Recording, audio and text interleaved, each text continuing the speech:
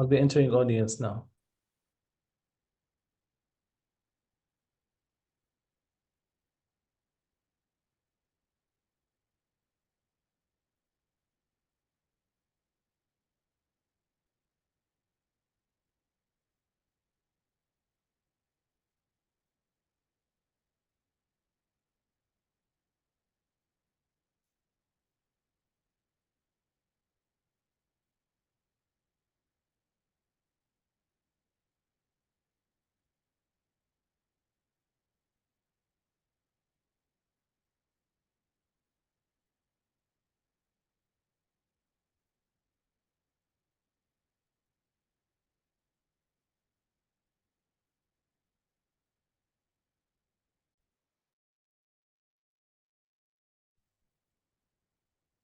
So good morning, good afternoon, or good evening, depending from where you are joining us tonight. Tonight, the IVPN NeuroPsychiatry, supported by Novartis, is launching a series of a new educational activity, a one-of-a-kind learning experience, during which you will learn about multiple sclerosis from both the clinician and biostatistician perspective. During this first episode, we'll discuss the emerging role of B-cell depleting therapies in the management of multiple sclerosis. Before introducing our first speaker, let me thank Novartis for always supporting such innovative educational activity. Our keynote speaker for today is Dr. Raed Al-Rughani, who is a consultant neurologist and the director of MS Clinic at Amiri and Ibn Sina hospitals. He completed a fellowship in multiple sclerosis at University of British Columbia, and he's actively involved in research, and he authored and co-authored more than 200 publications. Dr. Al-Rughani was awarded the National Prize for Scientific Production in the field of medical science in 2017 and the Best Researcher Award by Amiri Hospital in 2018. He is a founding member and the Secretary General of Menactrums, and he sits on the executive board of various scientific associations, steering committees, and advisory boards, mainly in the field of multiple sclerosis. Today, we will learn from Dr. Al-Rughani, the multiple sclerosis expert, about the novel therapeutic approach for the management of multiple sclerosis. Dr. Al-Rughani, thank you for accepting our invitation, and please, you can start your presentation. Thank you, Dr. Maya, for your kind introduction. Thank you for the organizer, and also thanks for Novartis for the invitation, also for the sponsorship as well. All right, so I'm gonna start my presentation. This is my disclosure.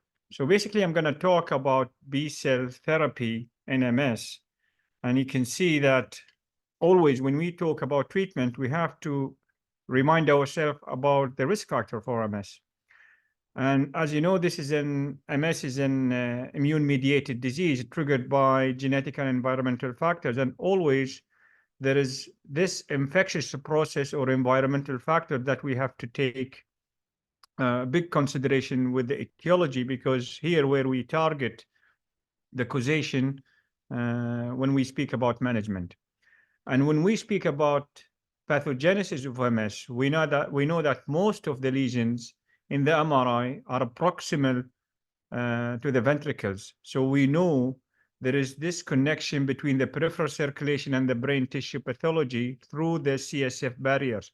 So when there is a break through this blood-brain barrier, there will be an inflammatory process where most of the medication will work. And when you go and take a section of the a lesion, a plaque or demyelinating lesion, you know when there is a active lesions around the central vein with infiltrates, inflammatory infiltrates that has both T cells and B cells, both with plasma cells and macrophages, along with CD8 T cells. So you know these are probably the targets of most of our medication. And when we talk about the types of immune system being targeted by MS, we know that the adaptive system where they have B cells and T cells are prominent in the acute inflammatory process, and less in the less targeted by the innate immunity, especially with macrophages. Usually you find them inside the brain tissue. So as you know, this is the proposed MS pathophysiology. There is a genetic and environmental factors contribute to the activation of the autoreactive lymphocyte. Then there is a migration through the blood-brain barrier. This will inflict inflammation inside the CNS, both B cells, T cells, and macrophages, that will lead to demyelination and then loss of oligodendrocytes. So by this, we know now B and T cells are the drivers of the neuroinflammation. There is always this crosstalk between T cells and B cells.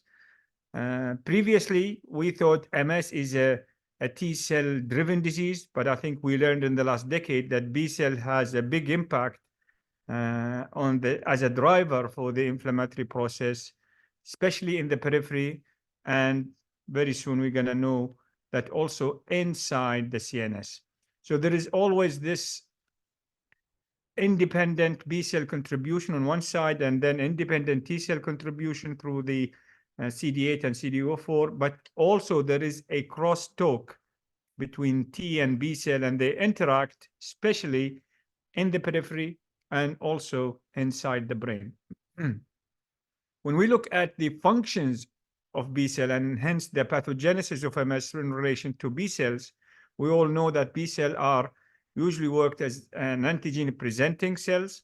Also, it produces antibodies from the plasma cells.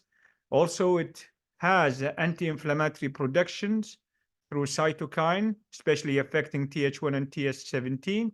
And also, there is a pro-inflammatory cytokine production that goes with the IL-6 most of the time.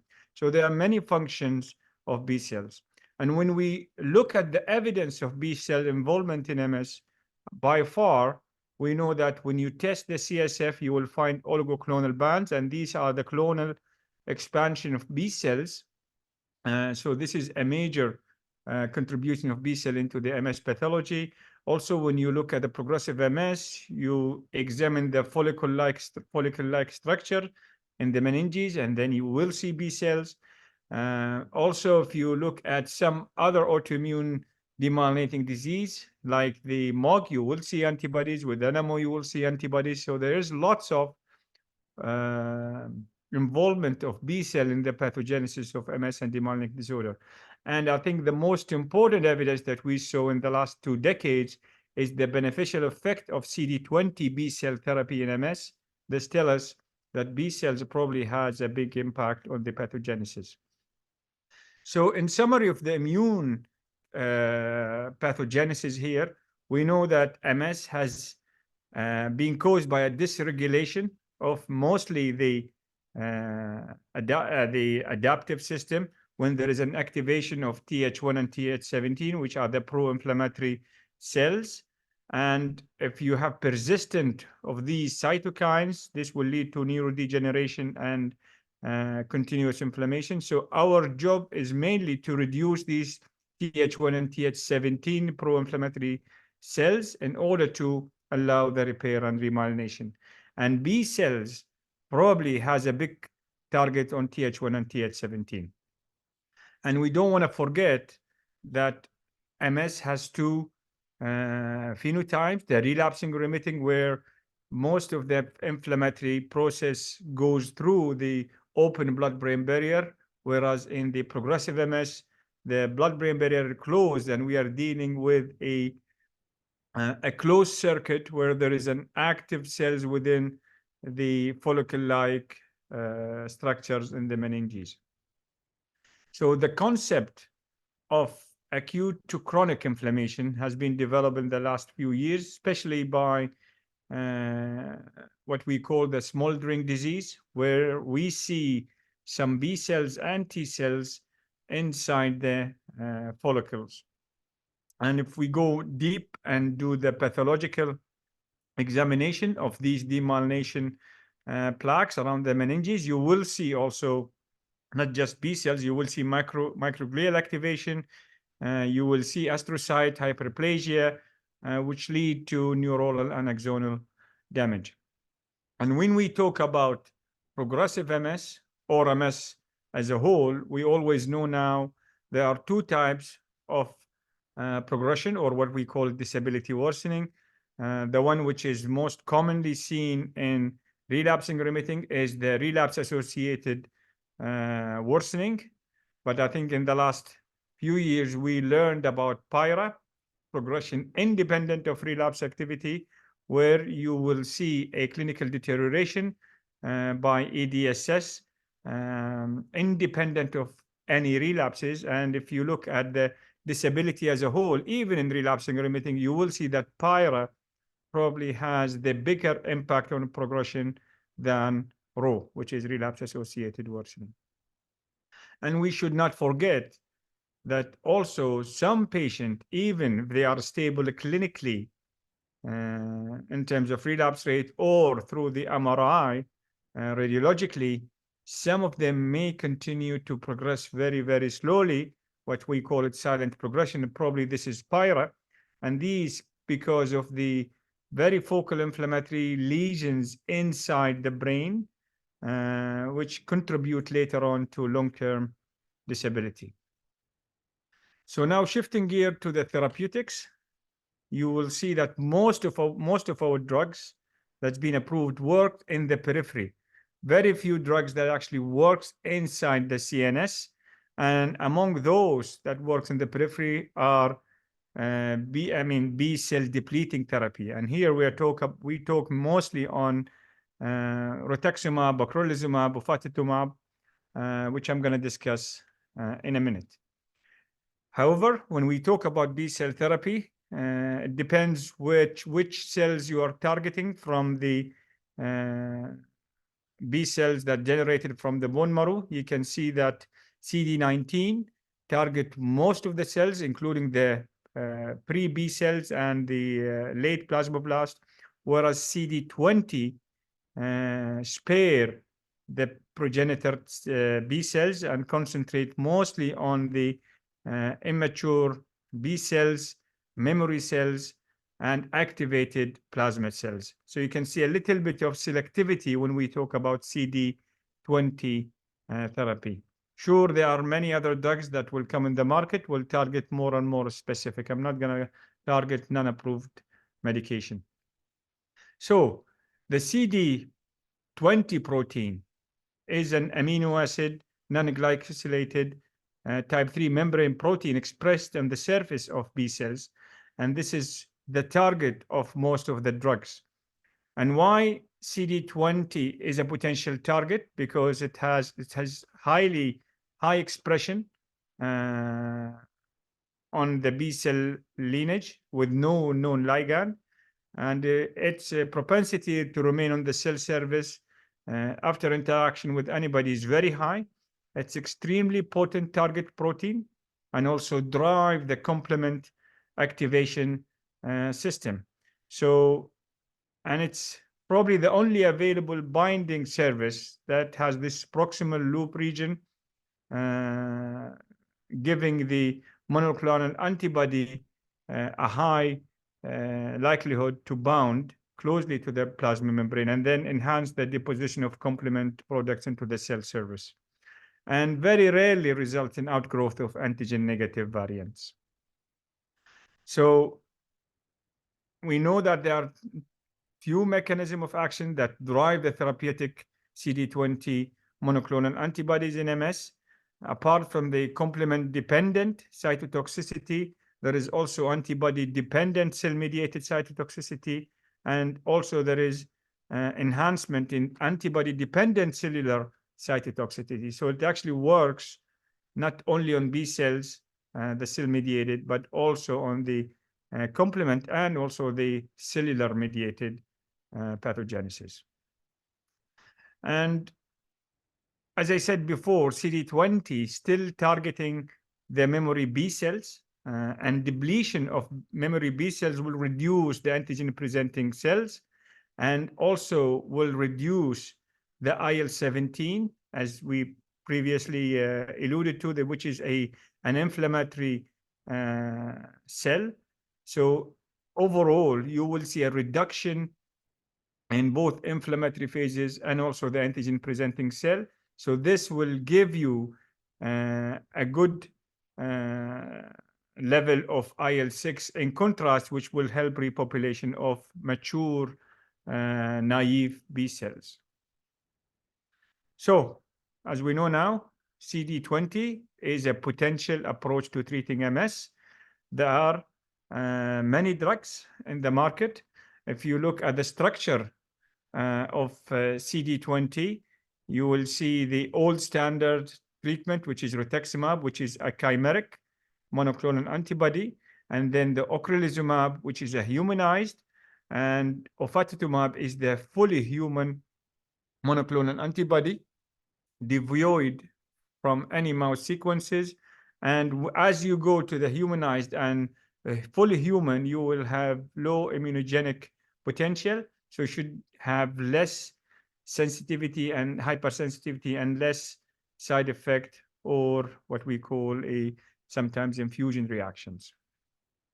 So even when you look at the nomenclature of the monoclonal antibody, when we talk about Ximab, like rituximab, which is a chimeric, you will understand from the names. When you look at Zumab, then this is a humanized, like limtizumab, daclizumab, natalizumab. And when you see Mumab, like ofatumumab, you know this is a human, a full human monoclonal antibody, which has the least infusion reactions. What are the key differences between these three? And I think we already talked about the immunogenicity of these. Most of them have the same mechanism of action, driving the cell-mediated and also the complement-mediated actions. The administration is different. Rituximab require a longer infusion time, ocrelizumab a little bit less, around 3.5 hours. And ofatumumab is the least, less than 10 minutes. Now, the mode of injection is different. Rituximab, ocrelizumab are IV infusions, whereas ofatumumab is subcutaneous. Rituximab or ocrelizumab has the same frequency every 6 months, where ofatumumab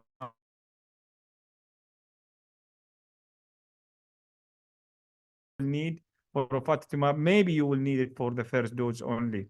And as we said before, the immunogenicity is better with ofatumumab.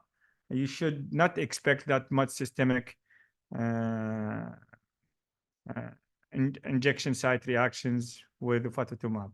And the recovery is faster with ofatumumab, slightly slower in ocrelizumab, and very, very slow with rituximab. It may take up to 11 months sometimes to have repopulation of B cells. And these are the half-lives of the three drugs. You can see the half-life of ofatumumab is 16 days, ocrelizumab 26 days, and rituximab 22 days.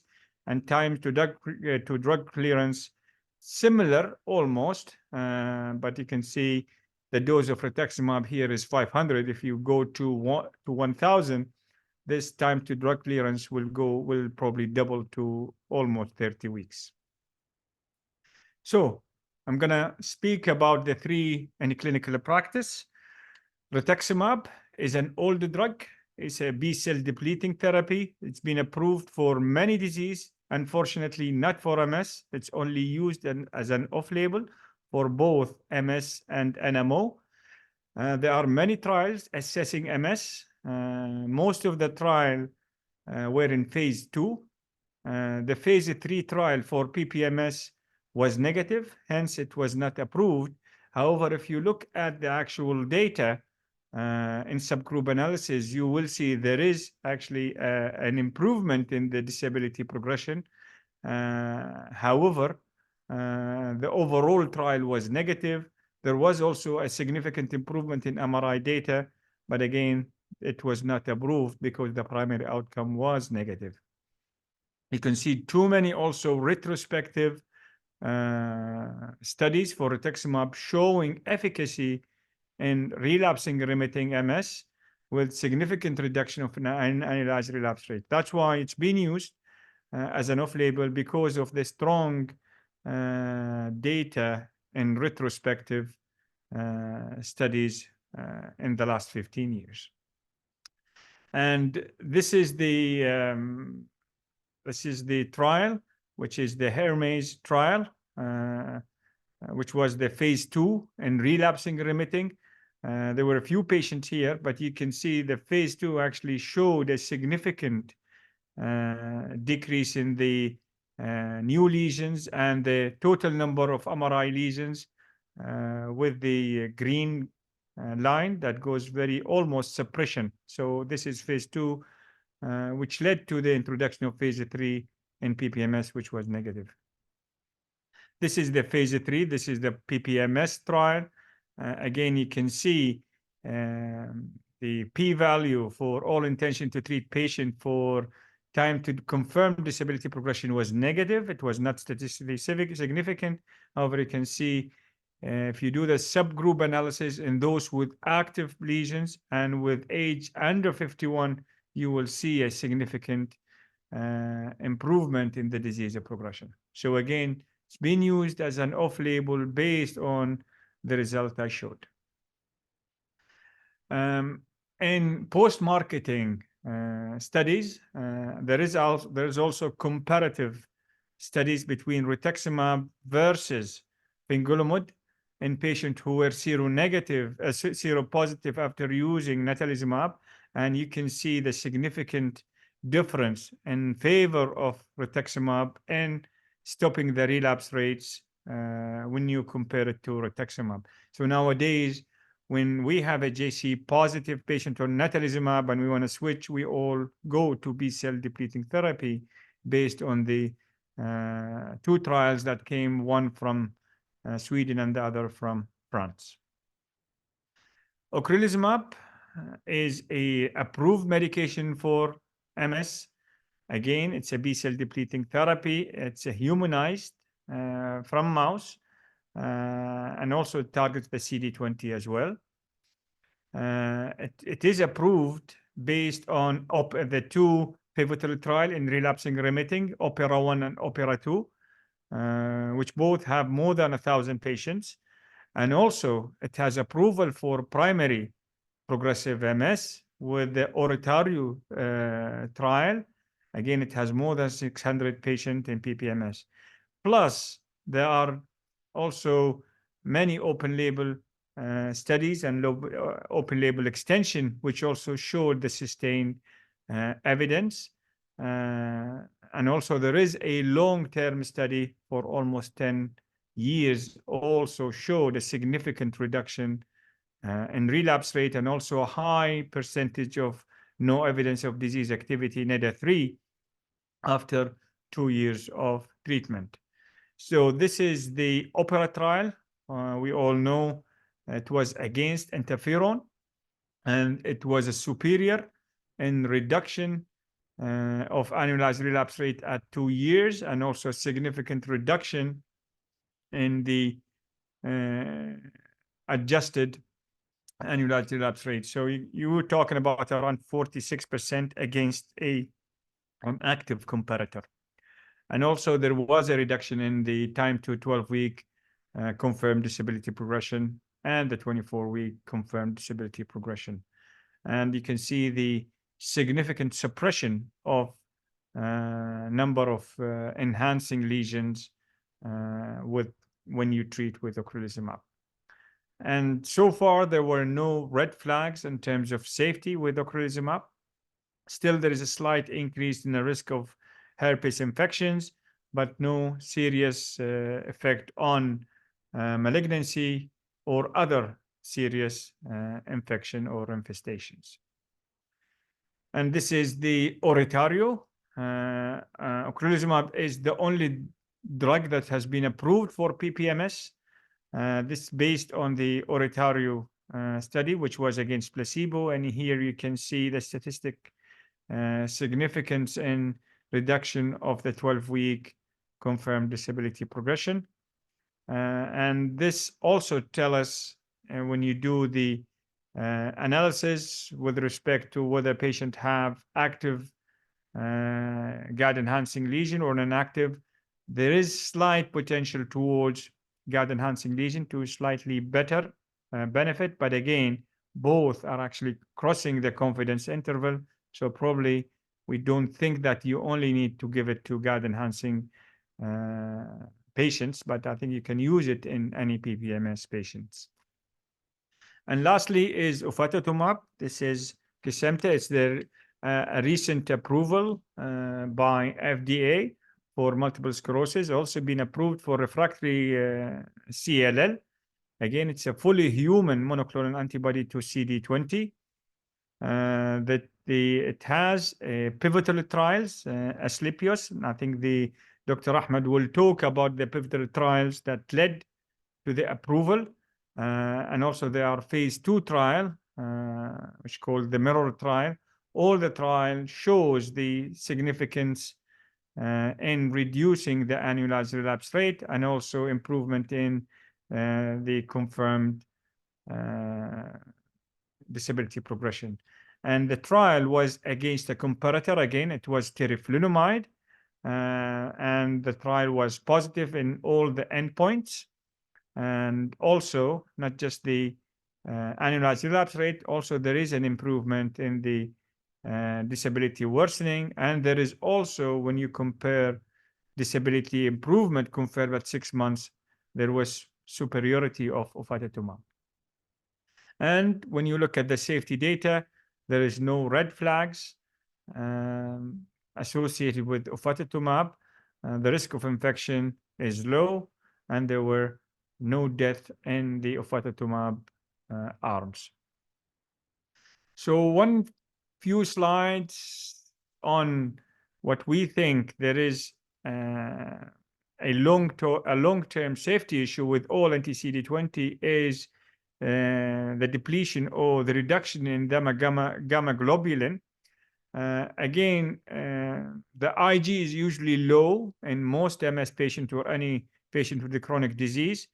Anti-CD20 can also reduce the IgM early, but also can reduce the IgG on the long term. Still, we don't have a significant comparative data as of yet. Most of these hypogammaglobulinemia are asymptomatic. You don't need to do anything. However, if it goes below the lower limit of normal, you probably need to screen for infections. This is very important. You may need to space out the anti-CD20 therapy. Very rarely you will need IVIG, especially if there is an active infection. Now, if a patient has already recurrent infection on the current dose, I think it's wise to measure all the immunoglobulin. And if you see there is a reduction in IgG, then you have to think whether this is associated with CD20 or not. And when we talk about infections, actually you see increased risk of infection with especially herpes zoster in all MS treatment. It's not only related to CD20. However, it's slightly higher when you compare it to other drugs like interferon or natalizumab. So I think you have to always think about infections. And when you have a CD20 on board, you probably have to be a little bit cautious. Maybe you need to do the IgG measurement to see if this is related to hypogammaglobulinemia. So in summary, I showed you that MS is an immune-mediated demyelinating disease that has been associated with contribution of both T and B cells. When we talk about the pathogenesis of MS, there is a close cell-cell interaction between them. I also showed you the evidence that B cell has on the pathogenesis, and this is basically with the evidence of oligoclonal band in the CSF, also the B cell aggregates in the meninges, and also with the use of B cell depleting therapy, which shows the efficacy. And it's been increasingly used, the B-cell therapy, in relapsing for MS, and also nowadays with progressive MS, because it's the only approval we have for it. And the fully humanized B-cell therapy has been recently approved to minimize the adverse event and has low immunogenicity. And with this, I'll thank you for your attention. Dr. Arogani, for a very comprehensive and excellent presentation. And allow me please to take a few questions, and I will ask all our attendees to write their question in the chat box. So I will start by a question regarding hypogammaglobulinemia. So by the end of the presentation. So is it recommended to routinely test for IgG levels before initiating anti-CD20, and how often do we ask for IgG levels? It's a good question, Maya. There is no consensus on how frequent we should do it and whether we actually decide on the dosing based on the IgG levels. So we usually don't, practically, on a day-to-day practice, we don't. If a patient has a recurrent infection, we do them, especially the IgG. If a patient is stable and the MRI is stable and there is no other adverse events or other risk factors, we should not do it and base our decision, because most of the trial actually base the dosing every 6 months, for example, ocrelizumab, or 4 weeks with ofatumumab, not based on the IgG level. They don't do it unless there are risk factors or severe adverse events. And if the patient, let's say, develop a mild to moderate hypogammaglobulinemia, we treat with, let's say, IVIG, do we re-challenge with anti-CD20 monoclonal therapy? Do we continue, or it is recommended to shift to another DMT with different mechanism of action? So if there is a recovery of IgG, basically IgM is very tough because it's an acute protein, so it's not easy to measure and see repopulation. But with IgG, if there is slight recovery, we probably space out the dosing of the B-cell depleting therapy. If it is 6 months, maybe we do it 8 months, 9 months. If there is a sustained hypogammaglobulinemia and there is also associated infection, it's probably to change to another mechanism of action. Yeah, and since you mentioned the spacing, we know that there is now emerging data about extended dosing interval for anti-CD20 monoclonal antibody, especially with the IV one. So do we dose them based on CD19 level or B cell level, or we can just extend the dose?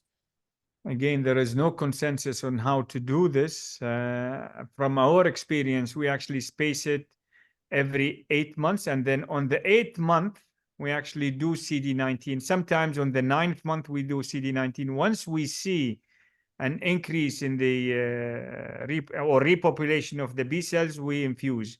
But we usually sometimes drive it on month 9. But beyond month 9, if the patient is stable, probably we drive it by the CD19. But this is mostly for rituximab. Now, for ocrelizumab, CD19 is indirect measure, so it might not be very accurate. So with ocrelizumab, we have to be very cautious, but with rituximab, it's easier to do the CD19. I agree. So I have another interesting question, but I'm not sure if you have the answer about the duration of treatment of anti-CD20 monoclonal antibody. So when do we stop therapy? Do we give the patient this drug for forever, for lifelong? Yeah, it's another good question. We always worry about the chronic immunosuppression on the long term. We know if we deplete the B cells for a long time, there is a risk of reactivation of some of the infection. And also there is a risk of cancer on the long term. So far, the recent 10-year to 15 data is reassuring. The data on rituximab for 20 years being used in rheumatology is reassuring. However, we think that after 5 years of clinical and radiological stability, we may able to space out the doses. So beyond 5 years, this is our practice now in Kuwait, to go to 8, 9 months infusion rather than 6 monthly infusion for another 5 years. And maybe you extend it maybe in year 10 to a yearly dose. So this all depends on the clinical factors, on the age, on duration of MS. But I don't think there is a consensus, but this is what we do. Beyond year 5, we try to space it to reduce the risk of chronic immunosuppression. And part of the baseline test that we do before initiating patient on anti-CD20 is the hepatitis profiles, and we also do PPD. I'm not sure if you, as well in clinical practice, you ask for a PPD test. So what if the patient had positive hepatitis serology or positive PPD? Do you still give Yeah, anti-CD20? so it's different. So if it is hepatitis, they have to treat it, to take the course by the GI people, and then once finished, then start B-cell depleting therapy. For PPD, if it is only positive and there is no active TB, usually they give the prophylaxis, and then after 2 months, we can start the B-cell depleting therapy. Okay, and one final question about vaccination with B-cell depleting therapy, and that's a question that we receive from a lot of our patients. So, are they allowed to take vaccines, and when do they have to take vaccine when taking those medications? So ideally, all vaccination should be done before the initiation of any MS drug, especially B-cell depleting therapy. Now, if a patient is already on the treatment and need to be vaccinated, we prefer to do it 4 weeks before the next dose. This is the best time. Now, if it is an emergency vaccination, for example, a patient wants to go to Umrah or pilgrimage and has to be vaccinated, you can do it and preferably at least 2 months after the dose, but the response, the immune response is not going to be as high as expected. Yeah. And a final question regarding its place in the guidelines. So, where do you place anti-CD20 therapies? Do you use them as a first-line therapy or as a second-line therapy or as a last resort? Now, most of the experts now move towards early high efficacy medication use. So nowadays, with highly active and rapidly evolving MS patient, we start with high efficacy medication included, which includes the all the CD20. Now, most of us, even if there are bad prognostic indicators from the beginning, like male, high lesion load, although it's not highly active, they did not have 2 relapses, but still, when we have bad prognostic indicator, some of us may use B-cell depleting therapy because we know you need to suppress the inflammatory process very early. So it's now being used across all stages of MS, preferably the earlier the better. And since you have interest in pediatric MS, what about the safety and efficacy of anti-CD20 in the pediatric population? We just actually presented our data in the American Academy about the use of ocrelizumab in pediatric patients. And also previously, we also did the rituximab in pediatric patients. We actually had good beneficial effect. We did not see any safety concerns so far, been using it for more than 7 years in pediatric cohorts. So far, they actually tolerated better than adults. Even the infusion reactions actually better tolerated in pediatrics. So far, we haven't seen any red flags. And a final interesting, but I'm not sure also if you want to answer this about the role of artificial intelligence and technology. How can this support the clinical decision making in and research in MS? Yeah, this is a tough one for me. I don't know so far that much about artificial intelligence in MS. there were a lecture, there were a few lectures actually in the American Academy. I attended one. It seems it's very interesting. Maybe it's important, at least in the research arena. Maybe we can introduce it in the research arena, especially when you do the analysis for a decision making. Maybe it has a role here to prognosticate, to guide us, to give us at least a guide for the how to select the treatment. Probably yes, I would say in the next 5 years we will see lots of AI data.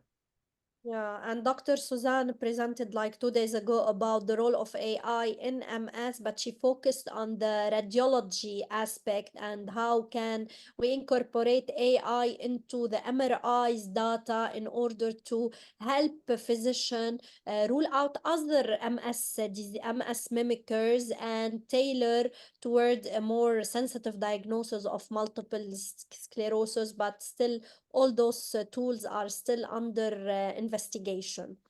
Yeah. Thank you, Dr. Raed Al-Roghani, for joining us despite your busy schedule. We have been chasing Dr. Raed to join our IVPN activities since more than 1 year, and it's the first time I succeeded to have him on board.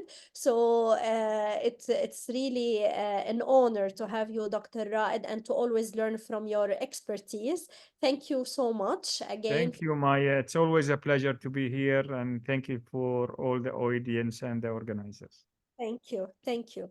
And now we move for our second speaker, special speaker, if you want to say, Dr. Ahmed Shatila, who is currently a senior consultant neurologist and head of the multiple sclerosis clinic at Mafra Hospital Sheikh Shakhbout Medical City, Abu Dhabi, with over 12 years of experience in the field of neurology and multiple sclerosis. He actually holds an American double board certification in adult neurology and neurophysiology. And Dr. Shatila has authored many neurology research papers with special emphasis on multiple sclerosis. He is also member of several regional and international neurology conference, among them the National Society. And a few days ago, we are really very proud that Dr. Shatila received the Abu Dhabi Award. He was awarded by the UAE President, His Excellency Sheikh Mohammed bin Zayed Al Nahyan, the Abu Dhabi Award for his efforts and contributing, and I would say his passion in treating multiple sclerosis patients. Congratulations, Dr. Shatila, and we are really so proud of you and of your achievement. Dr. Shatila tonight will give us an update about the long-term safety and efficacy of ofatumumab, one of the most recently approved anti-CD20 monoclonal antibody from its extension trials. Again, Dr. Shatila, congratulations, and the floor is yours. Assalamu alaikum, everyone. Thank you, Maya, for the beautiful introduction. Thank you, Novartis, for sponsoring this IVPN lecture. You guys always do a great job in raising awareness on different neurologic illnesses. I'd like to thank the speakers, Dr. Raed, and the other panelists. But finally, I'd like to thank the audience because without your support, none of these events could ever happen. So thank you all, and let's start sharing my screen. Okay, there we go. Full screen. Okay, get rid of these floaters. Hide floating. Okay. Turn on my timer. And yalla, we can start. So, welcome everyone. Today, I'm going to talk about the long-term outcome of ofatumumab from the Alethio's trial. Now, the Alethio's is the open-label clinical trial. It was a 5-year open-label clinical trial after the Asclepius trial. So you had the Asclepius 1 and Asclepius 2 trials. Those were the pivotal phase 3 clinical trials that got ofatumumab accepted and approved, and that's why we use it. The Lithios trials is the long-term safety, tolerability, and efficacy trial on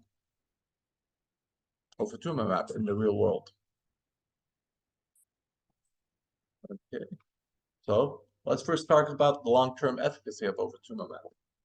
So I'm going to talk about this first study. This is the relapsing MS patients, insight from the Alithio's trial, the open-label extension study, which Ludwig Kappus was the primary author, the first author on. So what's the background? We know that, as Dr. Ryan did an excellent job making my presentation a lot easier, ofatumumab is a fully humanized anti-CD20 monoclonal antibody.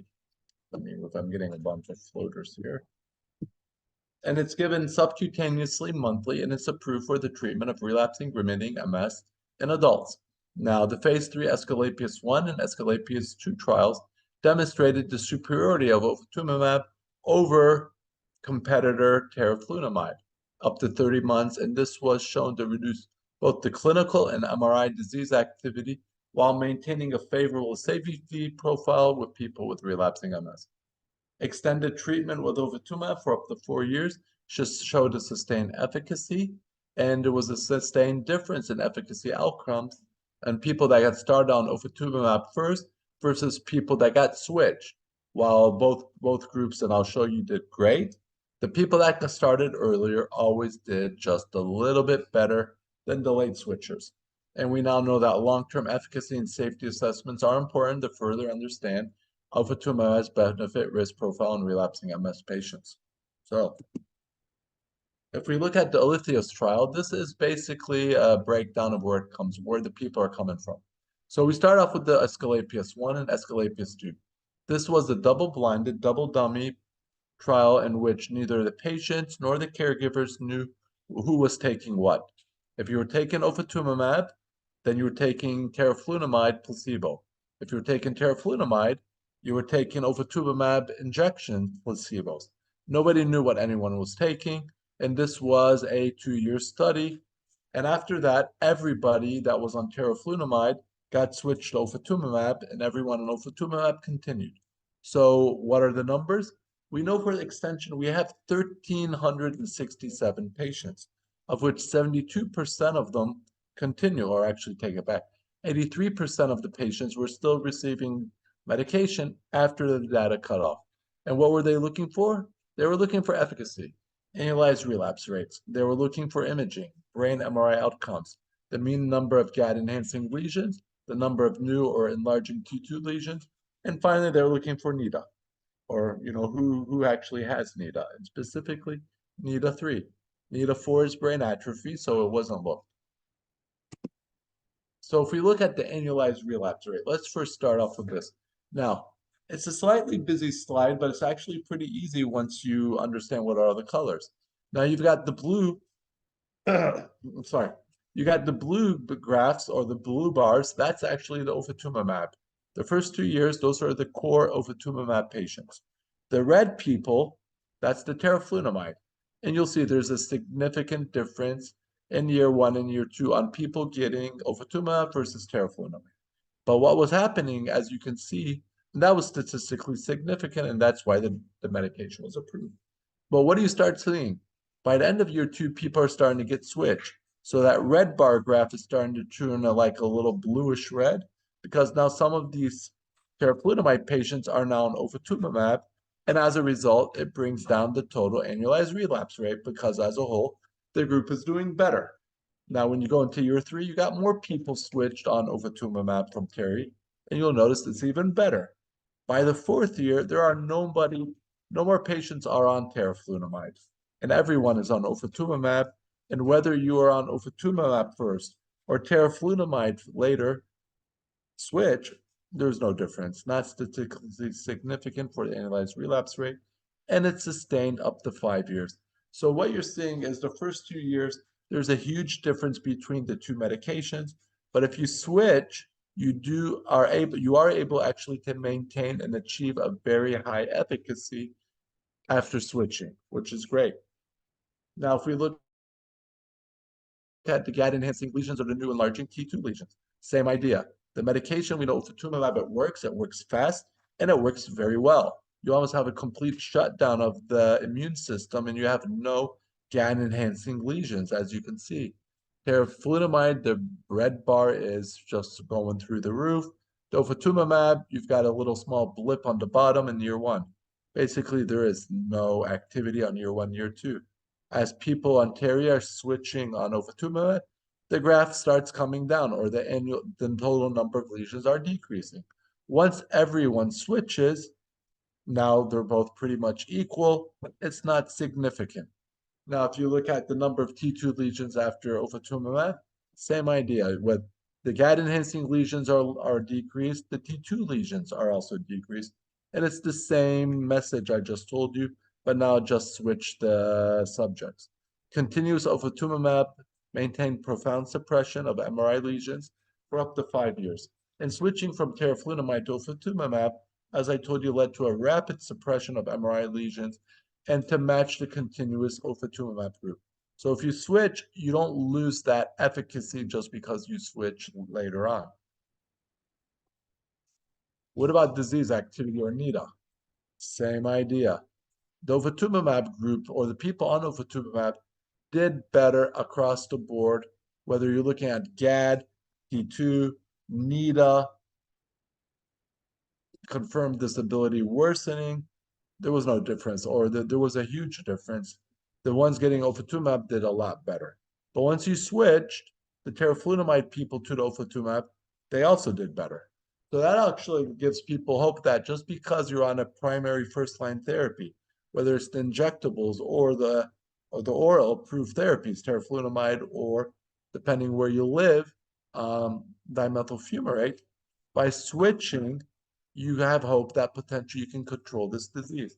And we have evidence with teriflunomide. So, we hope that this can be extrapolated to other first-line therapies. Now, there was a rapid increase in NIDA with continuous ofatumumab that was maintained over 5 years.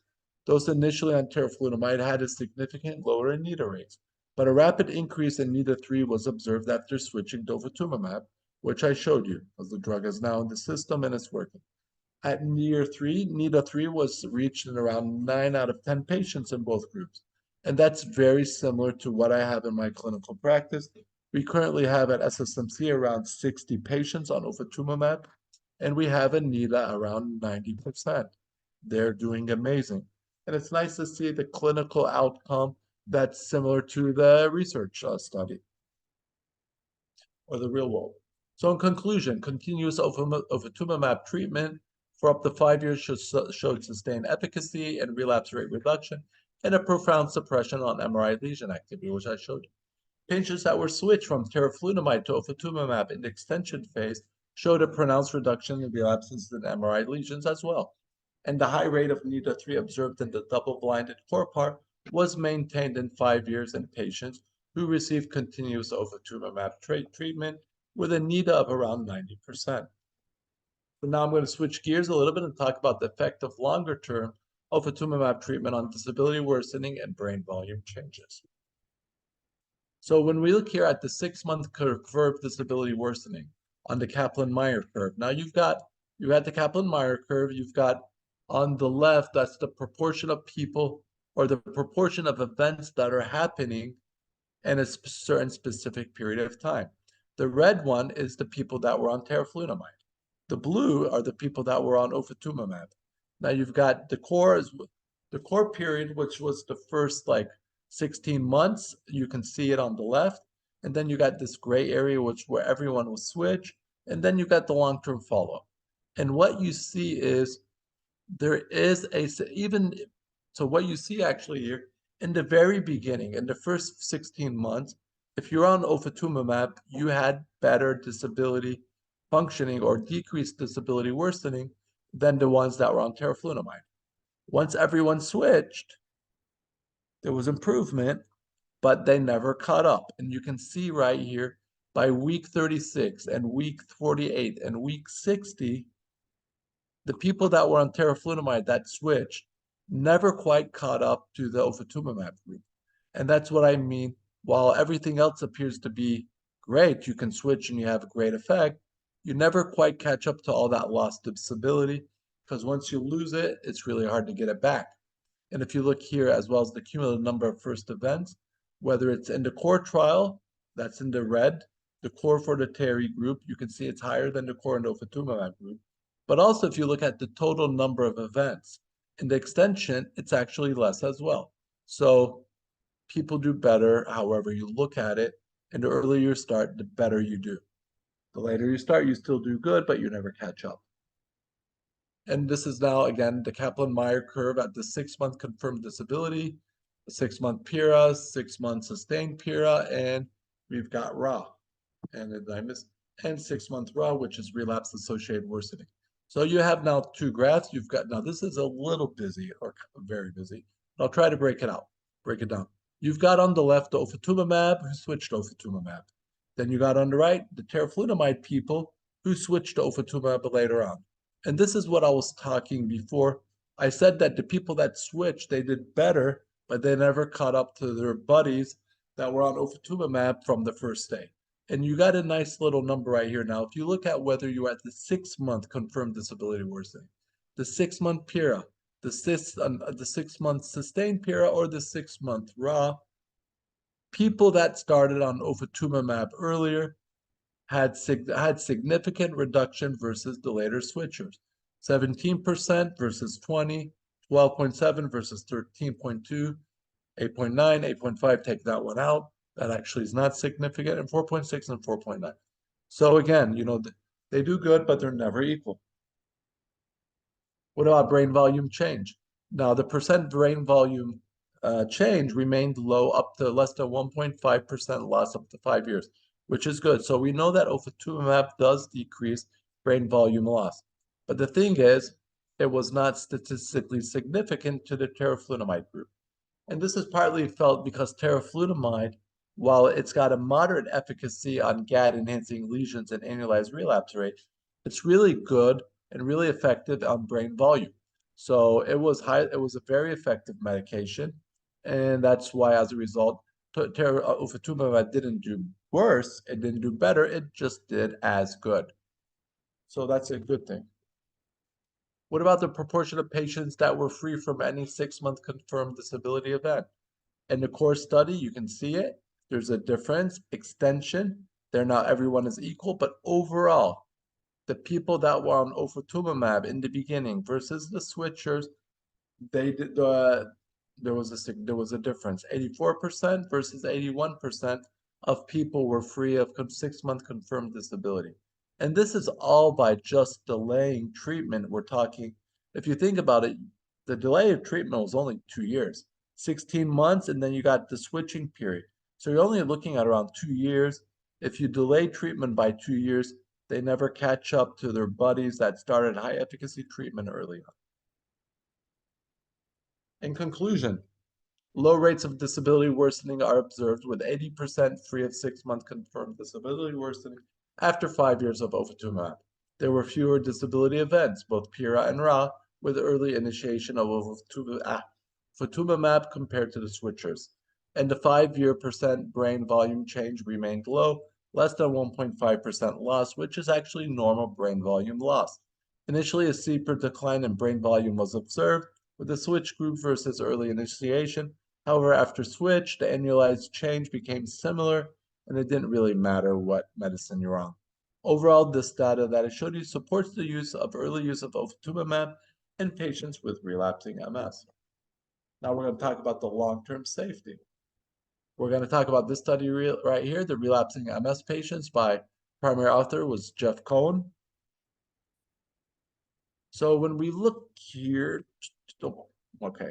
So here's the baseline demographics. When you look at the baseline, whether it's age, BMI, female, how long have they had the disease, what's their disability, and what's their immunoglobulins. Whether you were getting continuous ofatumumab, or you were switched, or the overall, they're relatively similar.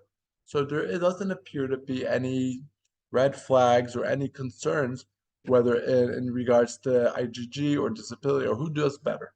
They all appear to do just as well.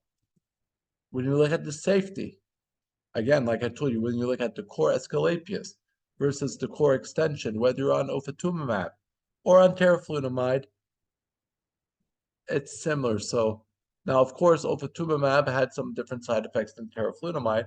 You know, teriflunomide tends to have a little bit more hair loss. That ofatumumab doesn't have hair loss. Teriflunomide, for ofatumumab, you do get the injection site reaction for the first 2 doses usually. Sometimes it can last to the first 3 or 4, but I rarely see it after that. But when you compare the core to the extension, there are no red flags. And there were no new safety signals that were identified. And the most common adverse event was COVID, nasopharyngitis, upper respiratory tract infections, UTIs. And most infections resolved once you stop the medication. Now, if you look at the increased risk of serious infections, now the pie chart on the left, you've got 95% of the patients who had a serious infection recovered. Now you've got, if you look at the severity, most of the people who had infections were either grade 1, grade 2, or grade 3. Very few people were grade 4.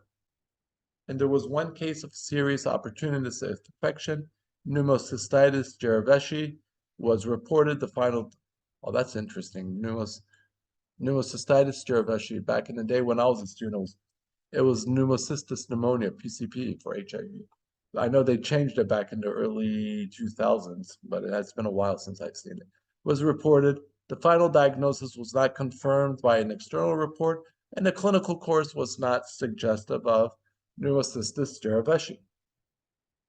When we look at the mean IgG levels, now if you look at the mean IgG levels, whether you're on ofatumumab or teriflunomide or the switch or the long term, the IgG levels stayed relatively above the lower limit of normal.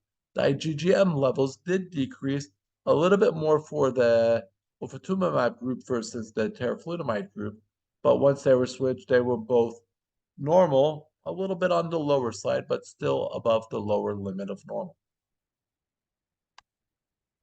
And there was no association between decreased IgG, IgM levels and increased risk of serious infections.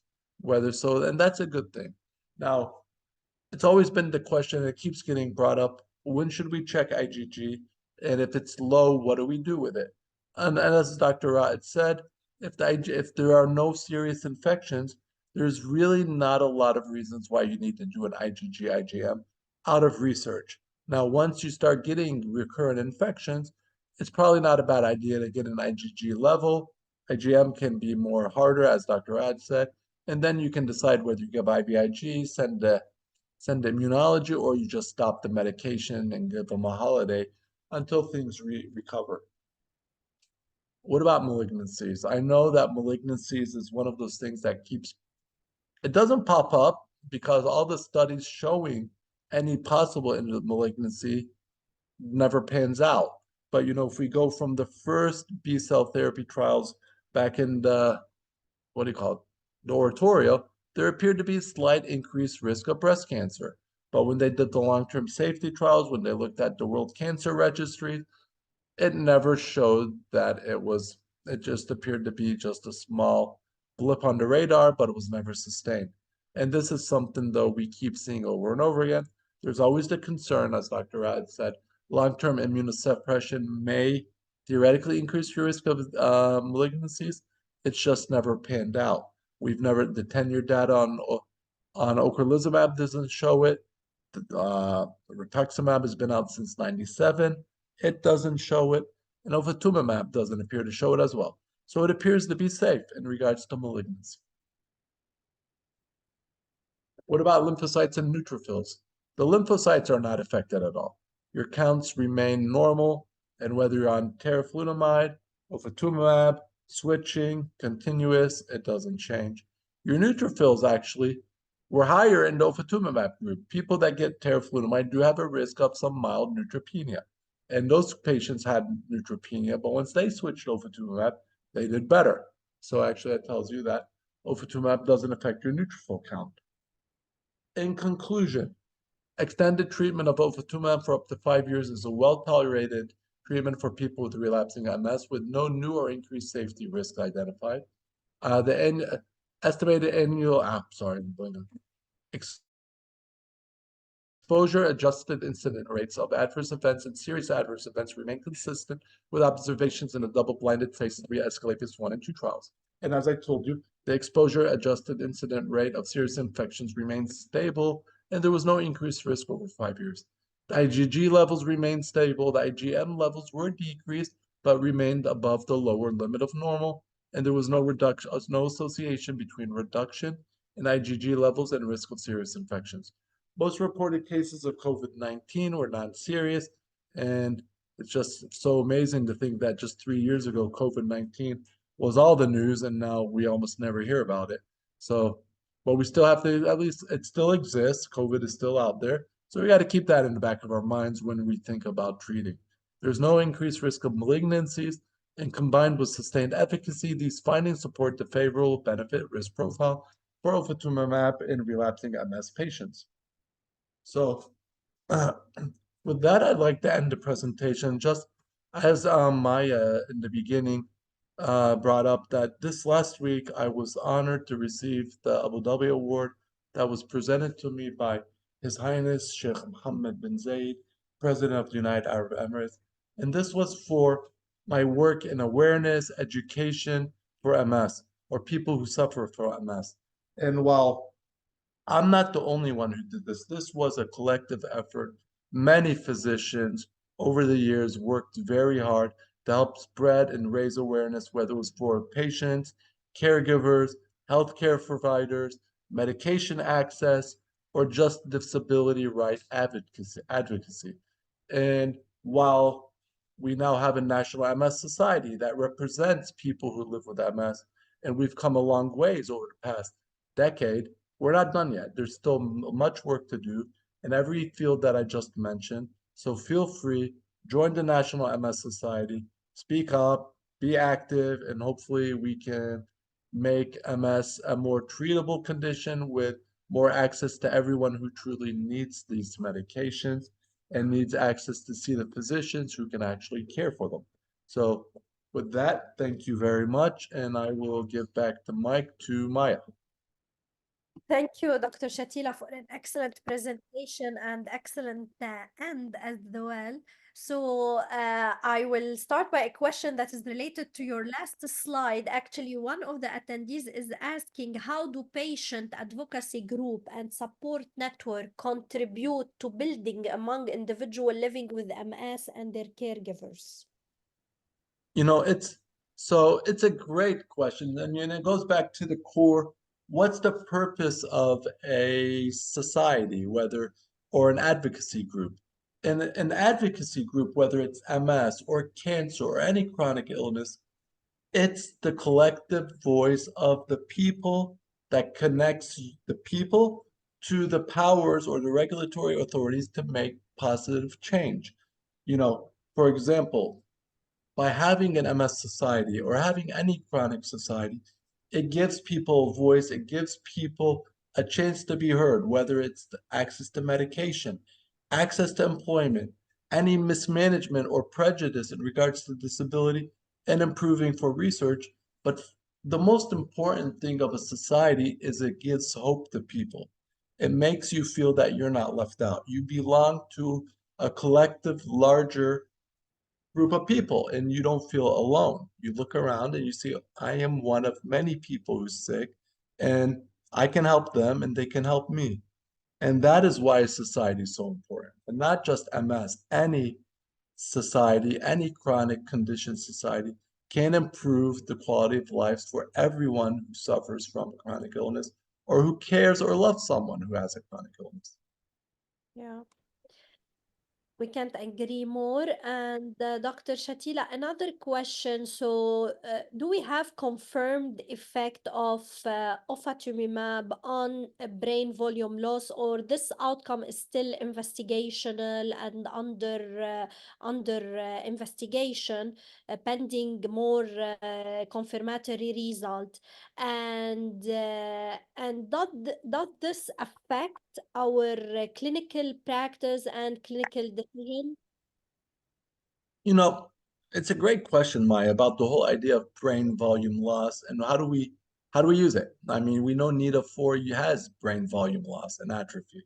The problem with brain volume loss isn't that we can't do it, it's just that not everyone or most places don't do it, either due to technological issues, software issues, or compatibility issues. And you know, So we can do it, but it's still mainly in research centers. So that's why we stay with the NIDA-3. Now, in regards to the Asclepius trial, there was no difference in people who got teriflunomide versus ofatumumab. It doesn't mean that it didn't reduce brain volume. It just didn't reduce it more than an active drug. So both drugs worked equally effective. It's just that no one was better than the other when it comes to brain volume loss. But I don't think we're at a stage where we can just use brain volume loss as the main primary factor for decision or switching treatments. Okay, another question. If there is any specific criteria for selecting the patient who would most likely benefit from ofatumumab treatment in MS? You know, it's an excellent question, and everyone has their own reasons why this drug would work for this type of patients and not the others. But I think what we're seeing more and more, regardless of where you live, where you work, or where you practice, everybody or most of the neurologists are now switching to high efficacy treatments.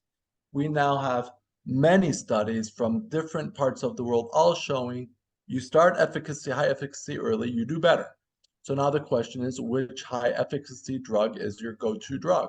We have 5 of them: Tysabri, Ocrevus, ofatumumab, Lemtrada, and Cladribine.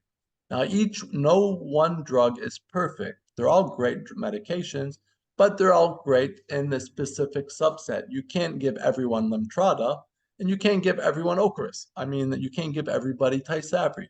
So you got to kind of pick and choose. Some people may want to breastfeed. Makes ofatumumab an excellent option. Some people don't like steroids. And I have patients, especially the chronic Ocrevus patients, they kind of get tired of taking chronic steroids, even if it's a low dose. So they're like, I'd rather take something that doesn't have steroids. Other people don't want injections at all, and they prefer cladribine. So it's important to know what your patient wants. Ask them, it's not just about treating the disease. It's also looking at the other factors or the quality of life.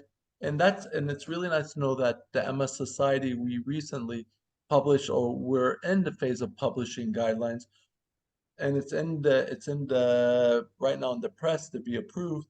But this is one of the important things where you do look at patient preference, and it's no longer just about annualized relapse rates. Yeah, and there were a lot of emerging data and studies from all over the world about the importance of empowering our MS patients and in order so they can share treatment decision with us as a clinician. So it's very important to educate the patient about the different DMTs, the advantage, disadvantage of each one, the mechanism of action, the administration, so they can be actively involved in the treatment process and they have a role in choosing the medication, especially that we are talking about a chronic disease and patient has to take this medication for life. So we don't want to jeopardize their quality of life, their daily activity, their employment, and all their life aspect. So thank you, Dr. Shatila. I think we have one more question about shifting between anti-CD20. So as you mentioned, some patients, they are tired from IV infusion, from coming to the hospital. They don't want to be bound anymore to a hospital setting where they do have to come every 6 months to take their IV anti-CD20. And they wanted to shift for a reason or another to the sub-Q. Is this shifting allowed, and do we have to do any washout period? How do you transition? Uh, Excellent question, Maya. I mean, I've had quite a few patients who have switched from one CD20 to the other, whether it's rituximab or ocrelizumab to ofatumumab. And really, the way I do it is that whenever you're scheduled for your next infusion, I just don't give it, and I start you on the injection. So you're good until your next dose, and once your 6 months is up and you're ready for your infusion, I just say, we're not going to give it to you. We'll give you the injection. Yeah. And that's it. And one thing I've noticed though is when you do the switchers, they tend to don't get those side effects early. And I know we talk about infusion reactions, the first 2 doses, but if you're already on an anti-CD20 and you switch, it's so seamless that it's just they don't even notice it. And what about the injection site reactions from your experience? You know, with the injectable, the other injectable, the interferon, the glatiramer acetate, we have been suffering with our patient from injection site reaction. What about the sub-Q of ofatumumab injection? It's an excellent question as well, but I think one of the things, injection site reactions, it's extremely low. None of my patients really complain of it specifically. And I think part of the reason why is it's only given once a month. Yeah. If you look at the older classes, the first line therapies, you were taking it every day or 3 times a week. And you tend to inject people that take injections tend to inject in the same areas because it doesn't hurt. You find that spot in your body which doesn't hurt, and you inject over and over again, and that's where you get the problems. But by taking ofatumumab, it's once a month. So even if you inject and you had a reaction, by the time you're ready for your next dose, you're all good. And you can alternate. So you may not go to the same area only twice a year. Every 6 months, you go to that same spot. And I have One, now a two, final three. question about are there any contraindication for the treatment with ofatumumab? Contraindication, of course, any active infection, you don't want it. Hepatitis B, C, active TB, you don't want it. Definitely HIV. You don't, what else is it? Anyone who has severe lymphopenia, I would be concerned about. Cancer, even though I told you that cancer has never been shown to be proven, we still don't tend to start people on any CD20 drug. If you have an active malignancy, I would probably avoid any CD20, any anti-CD20 drugs, and actually most high efficacy drugs, period. What else? I'm trying to remember the package label on top of my head. Did I miss anything, Maya? Oh, no. Okay, I think I got them all. Okay, Yeah. thanks. Thank you, Dr. Shatila, for an excellent presentation and discussion. And thank you for accepting our invitation and joining us. So we will move now to our last but not least, Dr. Hani Dimasi. And Dr. Hani Dimasi is currently an associate professor of biostatistics at the Lebanese American University since 2012. He holds a PhD in biostatistics and an MPH in epidemiology. He taught in multiple disciplines, including nursing, pharmacy, biology, and medicine at different level and in different setup. And he has also provided researchers in variety of health-related fields with statistical as well as methodological and research design support. And Dr. Dimasi is recently supporting us as Menectrums in conducting our MS research studies, and he will teach us today about how to read and interpret clinical endpoint in MS study. Thank you, Dr. Dimasi, for accepting our invitation, and the floor is yours. Thank you, Maya, for inviting me, and thank you for the introduction. Can you hear me well? Yes. Great. I think I'm supposed to share my screen, right? Okay. Yes. Okay. You can see my screen well?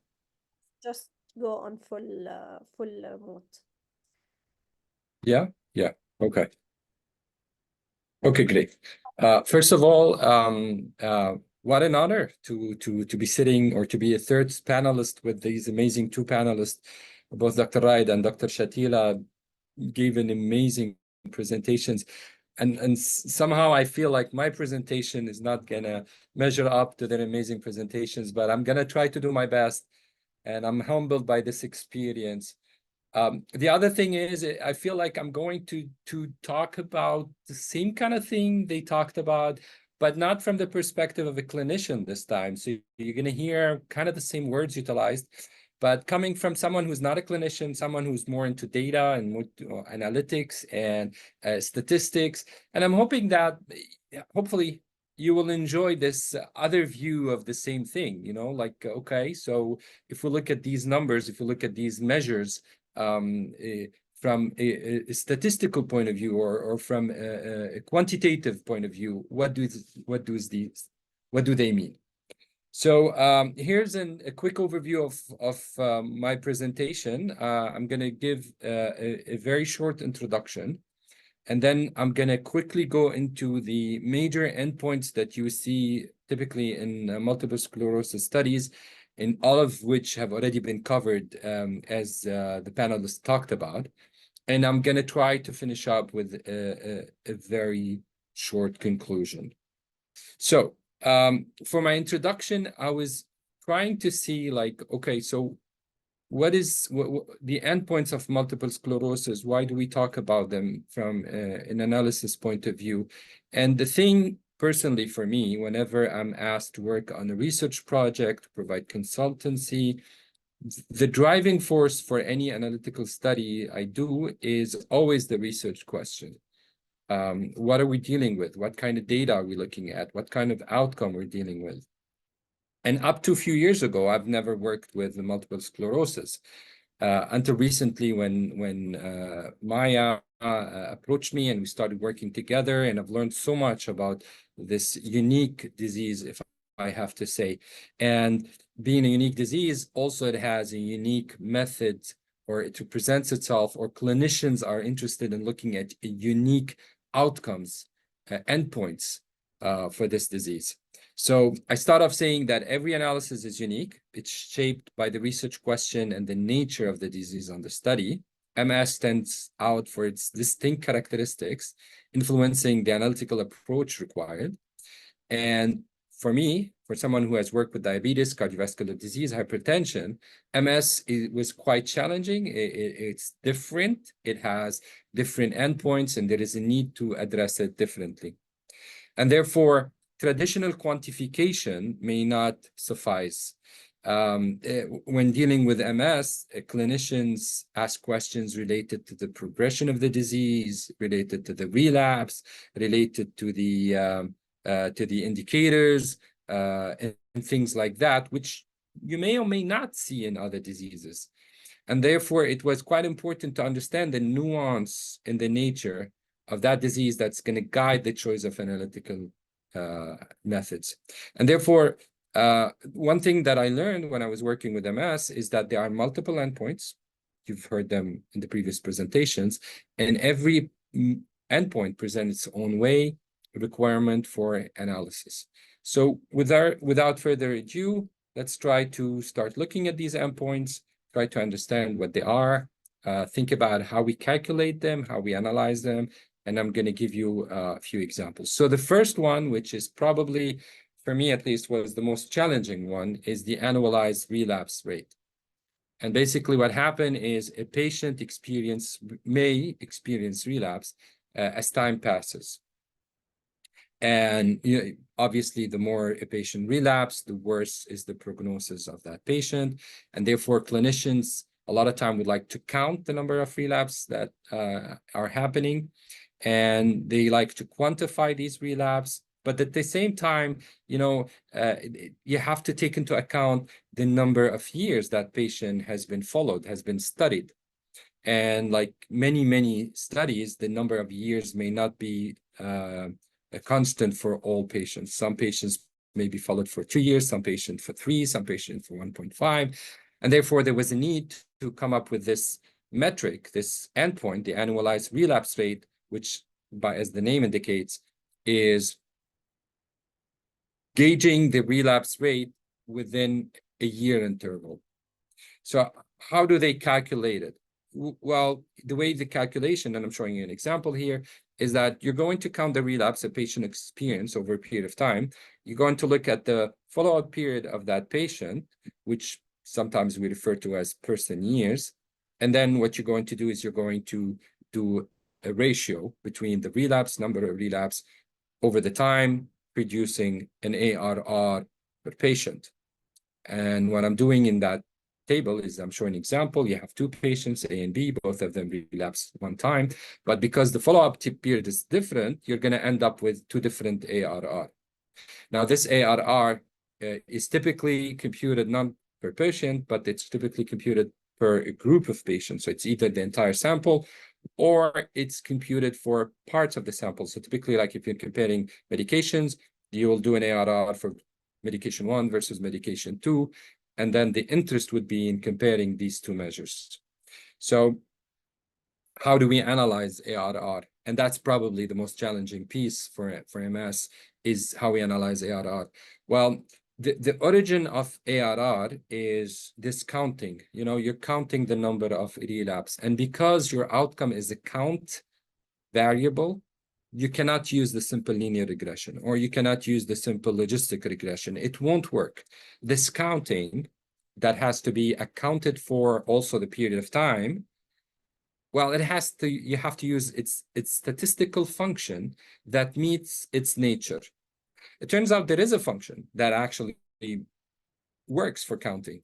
And this is the Poisson distribution, or the Poisson regression model will actually fit that need. And well, some other authors like to use another type of distribution, which is the negative binomial distribution, and it works as well. I'm more familiar with the Poisson. That's the one we used in our analysis. It works perfectly. You can create a multivariate model where you would not only have the ARR compared between the groups, but you can adjust it for other things like maybe the duration of the disease. You can adjust it for the age, the gender, and things like that. So the point that I'm trying to make is that you can calculate this annualized relapse rate, and you can use it to compare between groups. And usually the way they use it to compare between groups is by calculating the ratio between these two ARR, and that would produce a rate ratio. And that rate ratio usually comes with a p-value and a confidence interval. So just a quick reminder, whenever you have a rate ratio, you're looking for if it is equal to 1 or not. If it's equal to 1, it means there's no difference between the group. If it's greater than 1, then it indicates that whatever the exposure group has a higher rate ratio, has a higher annualized relapse rate than the reference group. On the other hand, if it's less than 1, then it means your exposure group has a lower annualized relapse rate than the reference group. Similarly, again, if you're looking at the confidence interval, if you want to know if the confidence interval is indicating a statistical significance, you're going to see if that confidence interval is crossing this reference 1. If it crossed the 1, then it's not statistically significant. So the last thing I want to talk about for the ARR is I'm going to show you an example. This is a study coming from New England Journal of Medicine, 2020, and I think Dr. Sharida already mentioned it, and he probably pronounced the trial better than I do, Asclepios 1. The table originally had both Asclepios 1 and 2 with the pooling of the data, but I thought, you know, I don't want to overcrowd my slides. I just took the first one for example purpose. And you can see what they did for both drugs. They're reporting the number of relapse for both drugs, and they're reporting the annualized relapse rate for both drugs. So 0.11 for drug 1, 0.22 for the second drug. These are annualized relapse rate. Now it says adjusted. It means that they were calculated using a multivariable model, adjusted for other variables in the model that you would have to check what they are. But long story short, clearly, one drug has a much lower ARR than the other.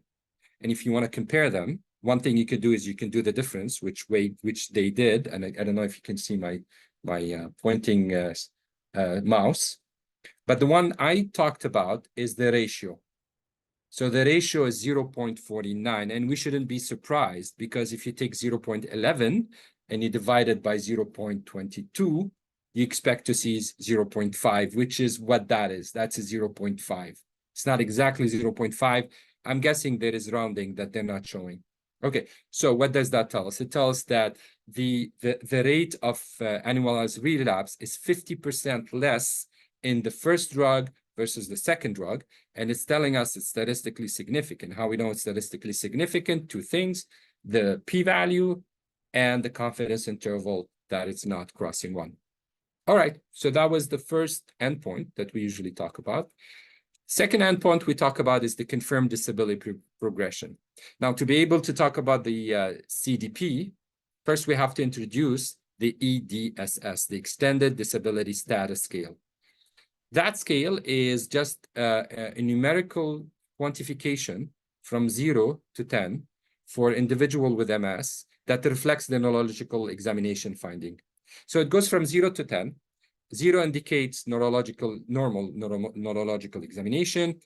10 means death due to MS. And in between is, minimal to moderate disability. And above 5 is increasing disability. Okay, so that's the scale. Now, how do they then interpret the confirmed disability progression? The way they do that is by computing the difference between the baseline EDSS, which is basically done. You have to have a baseline. And then you come either after 3 months or 6 months, depending on the progression that you want to do. And you do the EDSS again. If that score increased by a certain level, then the confirmed disability progression occurred.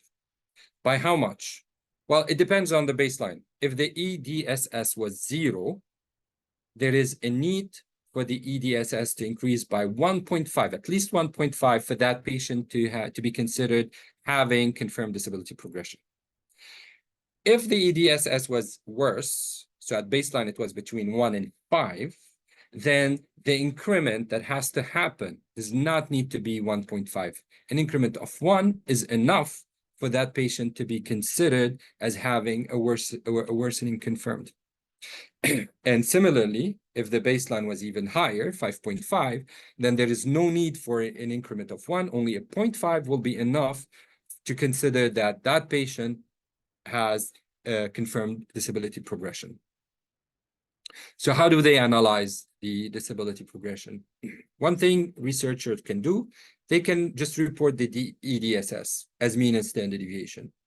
The other thing they can do is they can report the number of the patient and percent of patient that ended up being categorized or grouped or recognized as having CDP. And once you do that, once you have number and percentage, you can start comparing groups and produce a p-value.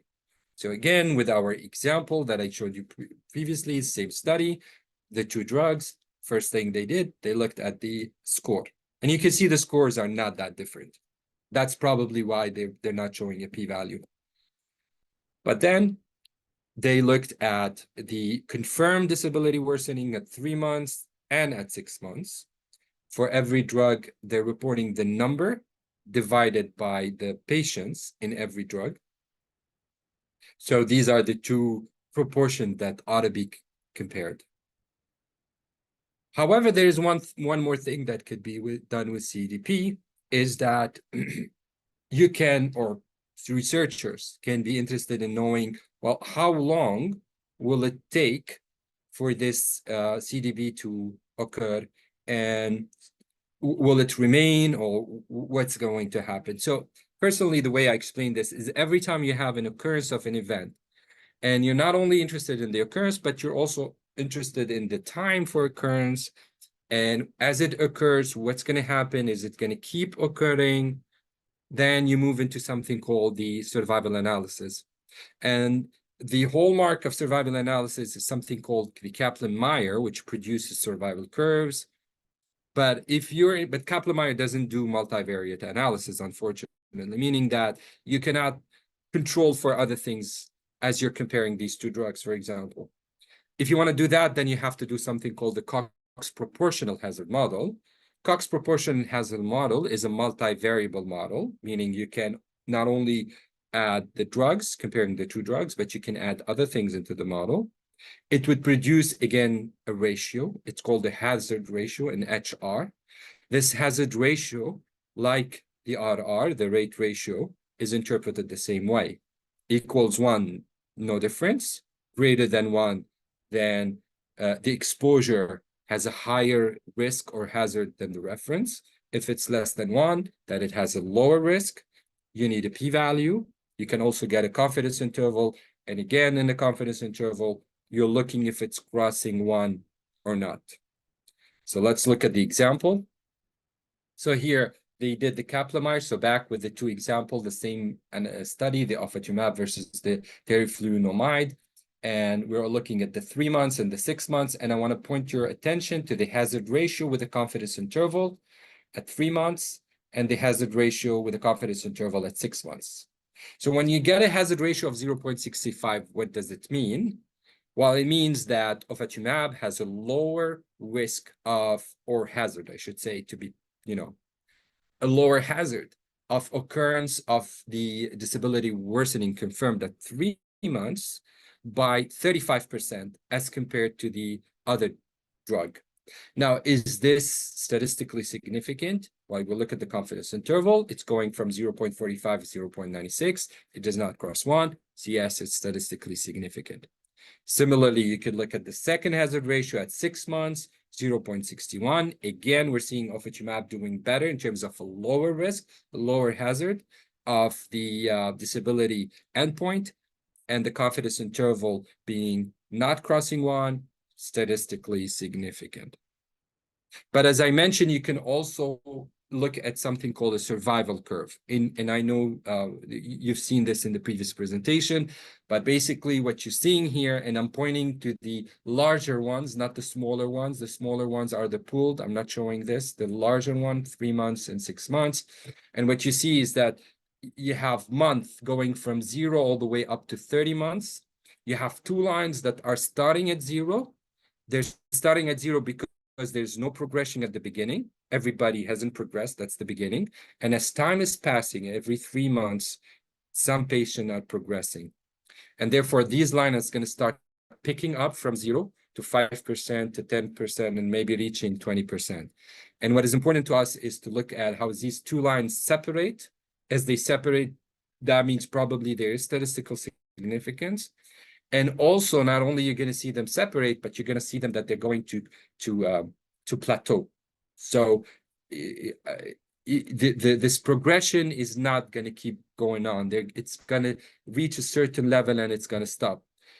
And the last thing is that the difference between these 2 lines is going to remain constant. So one is doing better than the other in that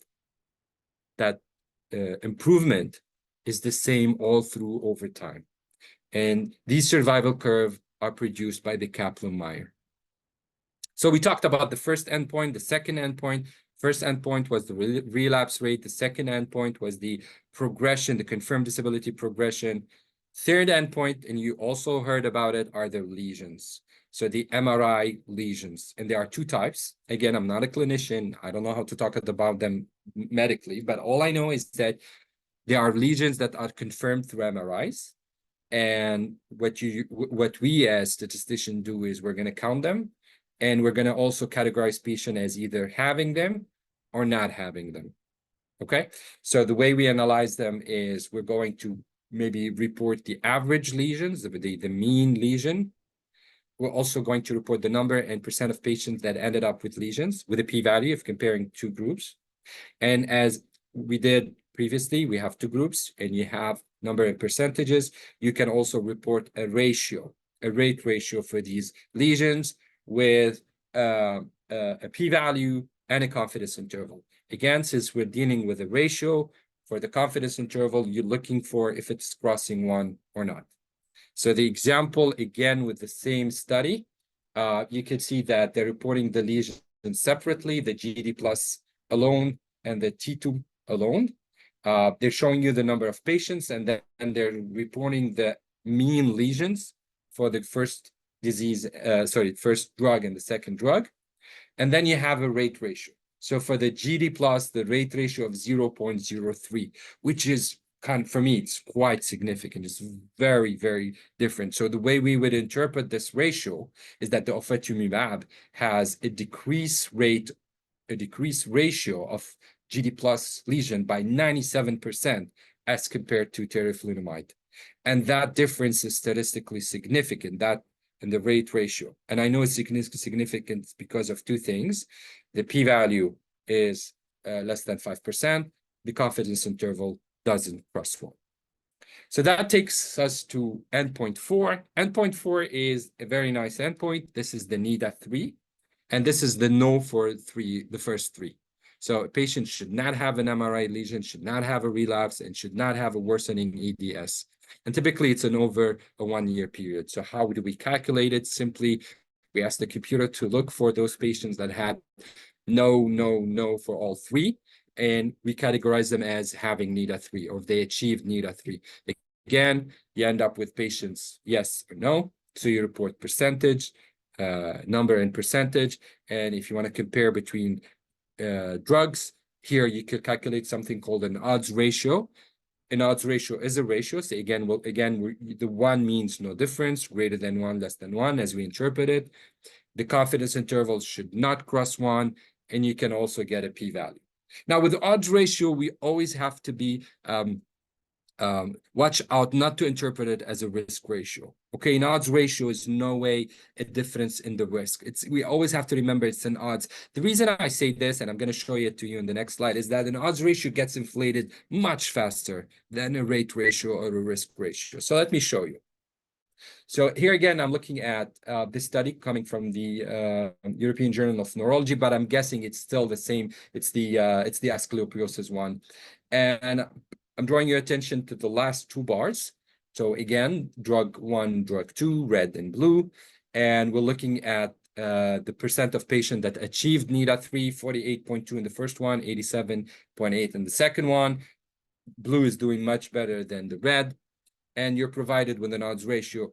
Look how the odds ratio is equal to 8. It's not equal. I mean, you would probably expect it 2 because the percentage 87 and 48, almost double, but it's not. It's 8 because that's an odds ratio. So what you have to do is you have to turn the percentages in odds and then compare the odds. And as I said, the odds gets inflated much faster. So all of this is just to saying, watch out. Don't say that the rate of achieving NIDA3 in blue is 8 times more than the red. No, the odds. Just say odds and you'll be fine. The confidence interval 6 to 10 does not cross 1, statistically significant. Okay, so we're moving on to our fifth endpoint, which is the drug survival. And again, drug survival is something that we don't typically see in many outcomes. And I think it's one of the few times when I saw it is with MS. And basically what that is how long a patient stayed on medication. And the way we calculate it is that you need the date they started on the medication, they stop on the medication, and you're going to calculate a survival. Now, what if a patient is still continued on medication? Well, survival analysis allows you to account for that patient, keep them in their analysis, and the duration would be to whatever is the last time you observe them. So we're back to survival analysis. So again, we're going to use the Cox proportionate hazard model to reduce the hazard ratios, the Kaplan-Meier to produce the survival curves. But you will see now, interestingly enough, how for drug survival, the survival curves are going to be kind of the opposite of what we saw with the progression. And I'll explain that. So here's an example of a study that was done in 2016, Annals of Neurology. And again, what they were reporting is they're reporting the incidence of therapy discontinuation for every drug. So you have the first drug, the rituximab versus the fingolimod in the first city or the first center maybe. So 0.03 versus 0.27. Same thing for the other center, etc.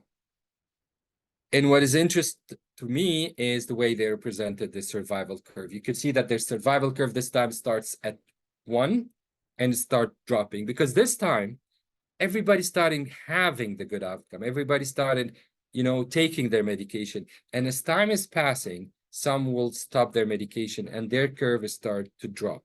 Okay. And you have two curves, one for the fingolimod and one for the rituximab, and you can see that the rituximab, the fingolimod is dropping, whereas the rituximab is staying flat way on top. Now, one thing that I don't like about this slide, and I want you, whenever you're looking at research logics, to notice, is that the y-axis doesn't start at 0, and what that is going to do is it's going to inflate the difference. If I didn't point out that the y-axis didn't start at 0, you would look at this and you can say what one is way on top, the second one dropped, and you may say that, wow, there's a 75% drop in the dotted line. It's not 75% drop. Actually, if you look at the y-axis, it's going from around 100 to 70%. So it's a 30% drop. The graph is overinflating this drop because they cut the first part of the y-axis from 0 all the way up to 60%. They cut it, and they're focusing on 60% to 100%, which is, you know, nice in pointing out the difference, but it's not fair because it overinflates the difference as well. I'm going to show you another example, and this example is coming from a study that Maya did, and I'm very thankful that she allowed me to present it. Again, that's a drug survival. So again, patients are followed up over a period of time, and you can see it's a much, much longer period of time. It's over 10 years, and she was looking at 3 medication. So you have 3 lines, 3 colors, and again, as time is passing, these 3 lines are splitting. One is doing very well right on the top. The green is in the middle, and the blue is dropping. And you can see that for this graph, the y-axis actually starts at 0, so there's no overinflating of the differences.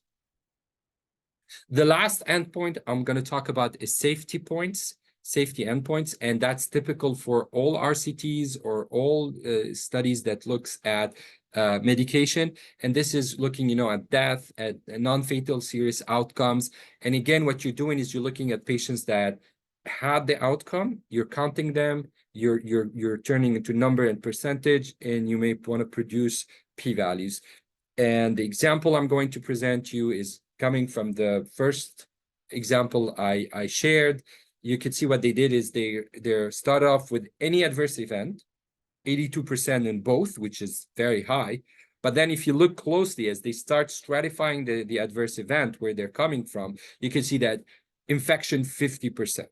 So, you know, if you're interested in adverse event other than infection, I'm guessing that this any adverse events of 82% will drop a lot. All the way down, you see death, 0, there's no death.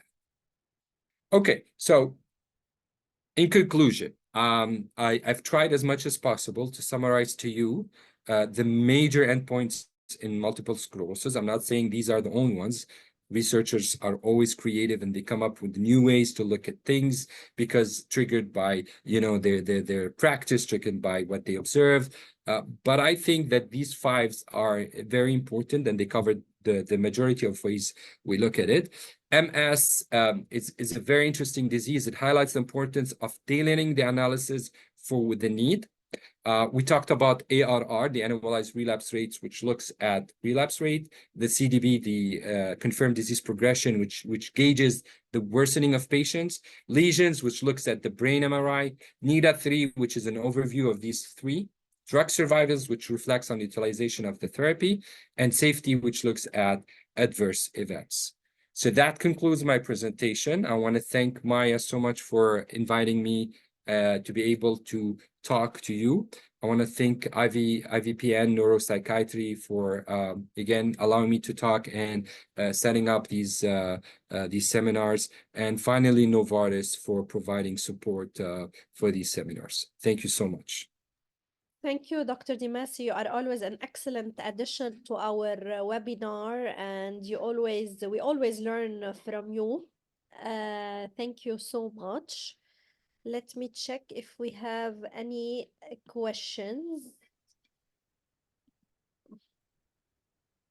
So I have a question about comparing head-to-head drugs. So as you know, in MS, we don't have clinical trial that compare head-to-head different high-efficacy disease-modifying drugs. So you tackled teriflunomide, which is a low-efficacy drug, compared to ofatumumab, which is a high-efficacy one. But really, we don't have. So sometimes we have to go and to do real-world study in order to have some comparative efficacy data about the different DMTs. So any recommendation for designing those studies? Any feedback about how I think Maya, you're more equipped to answer this question with all the experience you have in doing these studies that I've been helping you with. my perspective, if you want to do a real world study, what I always say is that make sure you have enough patients, make sure that your study is powered, make sure you collect good quality data. If your data is not well collected, if you end up with the low quality data, unfortunately, you may miss a very important point. So your quality of the data is going to reflect on the power of the study. And plan ahead everything that you want to look at. Make sure that you collect the data required for whatever you want to analyze. Collaborate. Find people that can help you, that can support you, that can help you get patients. And as I said, get as many patients as you can. This is from my perspective. Maya, I'm sure you have you may have your own experience that you can share with as well. Yeah, so I totally agree with you. Just there is a trend now in MS studies to use propensity score matching whenever we want to compare, or to do head-to-head comparative trial, or the other design they are using or methods is the network meta-analysis, where we can compare several drug options. So there are the most commonly used techniques or designs in order to compare DMTs. Thank you, Dr. Dimasi, for enriching our webinar today with your biostatistics interpretation of the MS clinical outcome. And this is really very well needed, because it's not only important to retrieve the, clinical trials and research studies and just jump and use the result in our clinical practice. It's very important to know how to interpret this result. Absolutely. How to critically evaluate each article before applying it to our patients and to our clinical practice, and before rushing into making any treatment decision, because sometimes the research studies probably does not represent the population we are treating. They are overstating the conclusion. So always our advice for our attendees tonight is to critically evaluate the literature and the article. And of course, as clinician, we cannot do this without the support of you, the biostatisticians. So thank you, Dr. My pleasure. Again. And with Dr. Dimasi enriching presentation, our MS webinar comes to its end. Thank you for our esteemed speaker. Thank you, Novartis, our sponsor for tonight, for sponsoring such a special activity. And the big thank you, of course, goes for our attendees, because without your presence and commitment to attend our webinar, we could not be successful. I would also want to remind you that you will receive your certificate of attendance by email within 1 week from today. And if you missed any part of this webinar and that actually received multiple questions from the audience asking about how they can revisit the lecture, so I would like to tell you that you can revisit the lectures by checking our IVPN NeuroPsychiatry, where we post all the recordings of our webinar within 1 week of today, and you can access this library free of charge. Don't forget to follow us on our social media platform. Keep your eyes on our LinkedIn page, because we'll announce the second episode of this series, which is scheduled next month. Until I meet you again, stay safe, everybody, and have a good night.